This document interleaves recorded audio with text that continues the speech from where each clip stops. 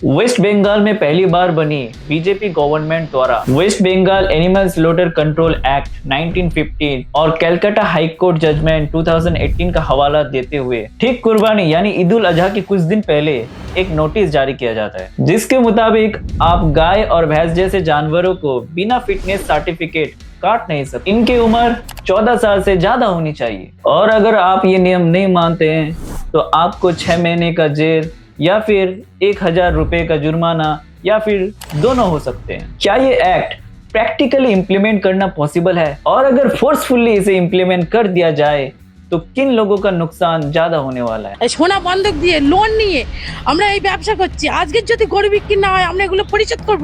যে মদ খেয়ে গরু কিনতে হবে, মদ খেয়ে গরু মদ খেয়ে কিনতে হবে। হিন্দুদের এইভাবে বাঁচানো যায় না দাদা ভাই, এইভাবে একদম টোটালি বাঁচা। শুভেন্দু অধিকারী মহাশয় ভুল করছেন। নির্দিষ্ট সালে যেরকম কুরবানির প্রথা চলছিল সেই প্রথা চালু করে আমার ঋণ আছে 9 লাখ টাকা, ঋণের বোঝা শুভেন্দু অধিকারীকে নিতে হবে। কুরবানির নিয়ম বন্ধ করেছে, মানছি না, মানছি না। सबसे पहले बात करते हैं West Bengal animal slaughter control act 1950 की। ये 1950 में पास करवाया गया था, मतलब हमारे दादाजी के पिताजी के जमाने का एक्ट है। जानवरों को खाने के लिए काटना या कुर्बानी देना या बलि देना या हत्या करना, जो भी कहो, ये सब कंट्रोल करने के लिए ये एक्ट पास करवाया गया था। उस वक्त क्यों पास करवाया गया था? ताकि मिल्क की सप्लाई बढ़ाया जा सके और एनिमल पावर को बचाया जा सके, जो एग्रीकल्चरल डेवलपमेंट के लिए जरूरी है। लेकिन क्या आज भी वही सिचुएशन है जो पहले था? क्या परिस्थिति बदली नहीं है? Department of animal husbandry and dairying का ये रिपोर्ट है। आज भारत दुनिया का नंबर 1 मिल्क प्रोड्यूसिंग कंट्री है। 2024 से 25 में करीब 247 मिलियन टन से भी ज्यादा मिल्क प्रोड्यूस हुआ है। मतलब ये दूध अगर इंडिया के सभी घरों में बांट दिया जाए तो हर घर में हर दिन 2 लीटर करके दूध मिलेंगे 1 साल तक। 2015 से 2025 इन 10 सालों में 10 बार कुर्बानी हो चुका है, फिर भी मिल्क प्रोडक्शन कंसिस्टेंटली बढ़ रहा है और एनुअल ग्रोथ रेट सबसे ज्यादा है वेस्ट बंगाल का। और अगर एनिमल पावर की बात करें तो पहले हल चलाना, ट्रांसपोर्टेशन, इवन इरिगेशन करने के लिए भी गाय और भैंस जैसे जानवरों की जरूरत पड़ती थी। लेकिन आज मॉडर्नाइजेशन की वजह से सब कुछ मशीनों से रिप्लेस हो चुका है। एनिमल पावर बहुत ही ज्यादा कम हो चुका है और इस एक्ट के मुताबिक अगर किसी को गाय और भैंस जैसे जानवर को काटना हो तो उन्हें गाय और भैंस के लिए एक फिटनेस सर्टिफिकेट बनवाना पड़ेगा, जो इशू करेंगे म्युनिसिपैलिटी या पंचायत समिति की प्रेसिडेंट और एक वेटरनरी डॉक्टर। ये लोग सर्टिफिकेट में रिकॉर्ड करेंगे कि जानवर किसी काम के लायक है या नहीं, जानवर का उम्र 14 साल से ज्यादा है या नहीं। जहां एक आम आदमी अपना बर्थ सर्टिफिकेट बनाने के लिए सरकारी दफ्तरों के चक्कर लगाने से डरते हैं, वहां उन्हें अपने गाय के लिए या भैंस के लिए फिटनेस सर्टिफिकेट बनवाना पड़े। ऐसे में लोग गाय पालना ही छोड़ देंगे। और सबसे अजीब बात, आप कैसे तय करेंगे कि गाय का उम्र 14 साल है? आप कहेंगे ये तो कॉमन सेंस वाली बात है।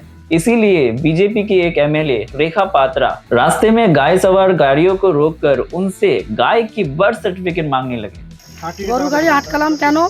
আমাদের সরকার গরু আমাদেরকে একটা গাইডলাইন বেঁধে দেওয়া হয়েছে যে 14 বছরের নিচে কোনো গরুকে কাটা যাবে না এবং কেউ যদি নিয়ে যায় বেআইনিভাবে তাকে সেই গাড়ি সেই মুহূর্তে ধরতে হবে এবং তাদের কাছে জন্ম সার্টিফিকেট দেখতে হবে, চেক করতে হবে। Eicher national dairy research institute के कुछ रिसर्च के अनुसार लोकल गाय में से सहीवाल ब्रीड सबसे बेहतर मिल्क प्रोड्यूस करता है और इस सहीवाल ब्रीड का लॉन्गिटिविटी है 7 से 11 साल, 6 पैरिटी तक। एक गाय कितने बार बच्चा दिया उसे पैरिटी से डिनोट किया जाता है। 3rd पैरिटी के बाद से ही मिल्क प्रोडक्शन कम होना शुरू हो जाता है। उसके बाद 6th पैरिटी के बाद गाय पूरी तरह से बेकार हो जाता है। अगर गाय पालने वालों को 14 साल उम्र में गाय बेचना हो तो लगभग उन्हें 5 से 6 साल गाय को बैठा कर खिलाना पड़ेगा बिना कोई प्रॉफिट कमाए। अब हालात कुछ ऐसा है कि मुस्लिम कम्युनिटी के लोग इन नियमों की वजह से गाय खरीदना ही नहीं चाहता है, और अगर ये गाय खरीद कर घर ले जाए तो रास्ते में इन्हें गोरक्षक वाले कुछ लोग पकड़ के परेशान करते हैं। मुस्लिम कम्युनिटी के लोगों के पास ऑप्शन है, अगर वो गाय नहीं खरीद पा रहे हैं तो बकरी या बकरा खरीद सकते हैं। हाँ, ये बात अलग है, कल जब आप मटन खरीदने जाएंगे तो आपको शायद 2 गुना ज्यादा दाम अदा करना पड़ेगा। लेकिन उन लोगों का क्या होगा जो गाय पालते हैं, गाय का कारोबार करते हैं और इस दिन के लिए इंतजार करते हैं ताकि अपने गाय बेचकर ज्यादा मुनाफा कमा सके। सरकार जा करবেন তাই, না হলে আমার গরু ছেড়ে দেবো আর আত্মহত্যা করবো, वेस्ट बंगाल के गाय कारोबार में लगभग 70% हिंदू कम्युनिटी के लोग ही जुड़े हुए हैं। ये लोग लोन वगैरह लेकर अपना कारोबार करते हैं।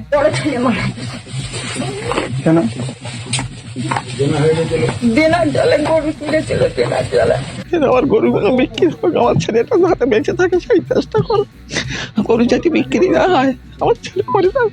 আমাদের এই গরু বিক্রি করে আমাদের সংসার চলে। আমি আজকে ওপেন আমাদের আর্থিক সমস্যা, সরকার যে পেটে লাথি মারলো আমাদের, এই লাথি মারার কষ্ট, এই যে কি যন্ত্রণা দিয়েছে, এর থেকে আমি সাথে নিয়ে ঘুরছি কেন? আমাদের মার্কেটে যা ঋণ, ভুসির দোকানে দেনা, ওষুধের দোকানে দেনা, আমরা করতে कुर्बानी के लिए और सिर्फ 7 से 8 दिन है, लेकिन इनके गाय बिक ही नहीं रहे। गाय पालने वालों से शुरू करके दुकानदार, दूध बेचने वाला, ट्रांसपोर्ट करने वाला, आम आदमी का सालों से बनाया हुआ ट्रेडिशनल कारोबार डैमेज होने वाला है। नया चीफ मिनिस्टर का ये फैसला बहुत सारे हिंदू कम्युनिटी के लोगों को आर्थिक संकट में डालने वाला है। लेकिन इसी एक्ट के सेक्शन 12 के मुताबिक अगर स्टेट गवर्नमेंट चाहे तो किसी कारण की वजह से इस एक्ट को एग्जेम्प्ट कर सकता है। পশ্চিমবঙ্গ রাজ্যের মুখ্যমন্ত্রী রূপে আমার কর্তব্যসমূহ নিষ্ঠাপূর্বক এবং বিবেকসম্মতভাবে নির্বাহ করিব। अब देखते हैं आगे क्या होता है। उससे पहले आप चैनल को सब्सक्राइब जरूर कर लें।